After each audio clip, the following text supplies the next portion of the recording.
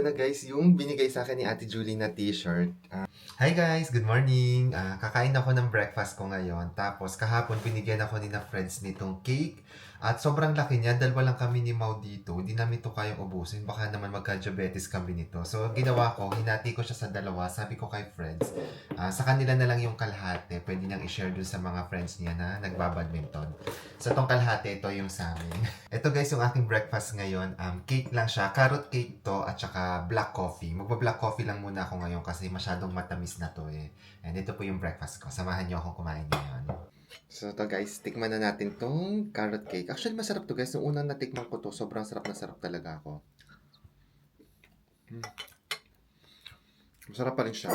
Bagay na bagay siya sa black coffee. Grabe. Masarap. Tapos guys, alam niyo, nagulat ako kasi may mga nagbigay din ng gift sa akin dito. And alam niyo, as a giver, hindi kasi ako masyadong nabibigyan lagi ng gift. Actually, ako yung mas madalas nagbibigay ng gift.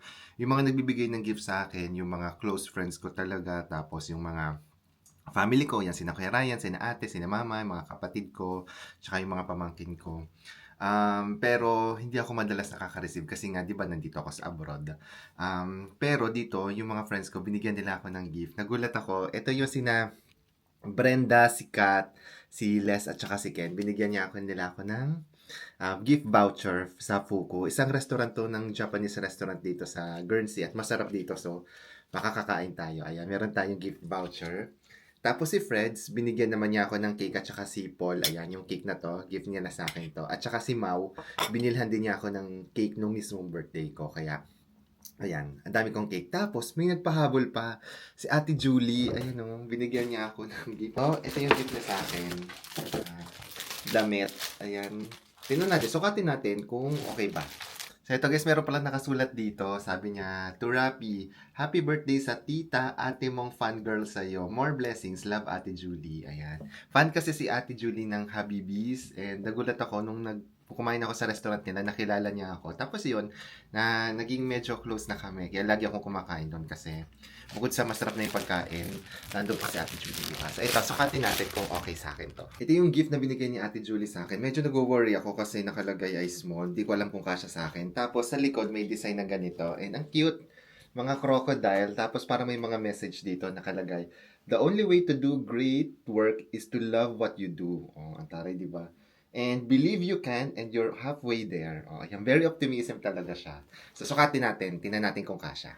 Tapos guys, nung isang araw pala, kumain kami ni Mau sa Alba, doon isang restaurant na medyo syala-syala dito. Tapos, na-meet ko doon si Kuya MJ, siya yung manager doon. Tapos, binigyan niya ako ng free na tiramisu. Kaya, Sir MJ, maraming maraming salamat po. Tapos, sabi niya pa shoutout daw doon sa kanyang mother-in-law na si Miss Gloria. So, hello po Miss Gloria, and thank you po Sir MJ sa tiramisu, ang sarap. Ito na guys, yung binigay sa akin ni Ate Julie na t-shirt. Black siya, tapos may nakalagay dito, optimism. O, ang taray, di ba? Na, para may crocodile. Okay naman siya, saktong-sakto. Actually, nag-worry ako nung una kasi yung size niya small. Sabi ko, hello, parang di naman ako small.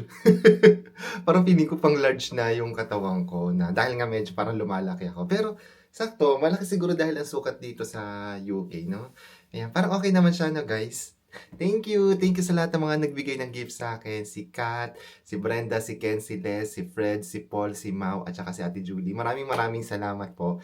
Mas lalo naging special yung birthday ko dito. And ayun, thank you guys sa pagsama sa akin.